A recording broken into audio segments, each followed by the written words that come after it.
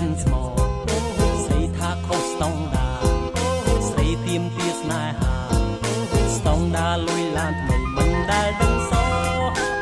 ក្លែកខ្ពស់ហួងនេះពិតជាចំឡាយផ្លែកណាស់លោកគេក្តីស្នេហា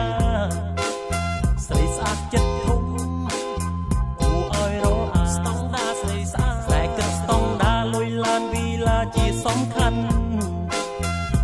បាក់ឌីសែតចិត្តស្មោះដាក់គុំហោះប្រុសមានភក្តីមិនយល់ទេស្នេហ៍អូនជាអ្វីទៅកលយាបាក់ឌីសែតរូបបងដោយបំណងលុបលួងសាមានចិត្តមានស្នេហ៍តែលើលុយឡានស្រីថាក្រតទួលមិនបានទេ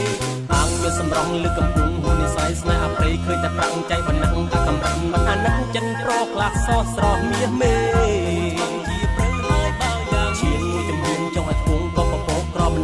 តែមានឃ្លានសម្បត្តិកាត់តម្លៃក្តីស្រឡាញ់ដូរទិញដូចជាទំនិញផ្សារស្នេហាពិតមិនគិតទេត្រីលុយវីឡាឡានថ្មីណាស្តង់ដាស្រីស្អាតទ្រព្យសម្បត្តិអាចរកបានទេស្ងួនអូនចិត្តស្មោះក្រណាស់ពុំងារសុំទោសផងចុះ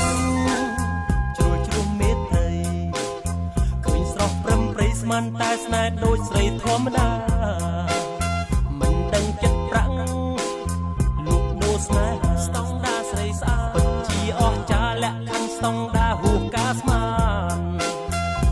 បាក់ឌីសែតចិត្តស្មោះដាក់គុំហោះប្រុសមានភក្តី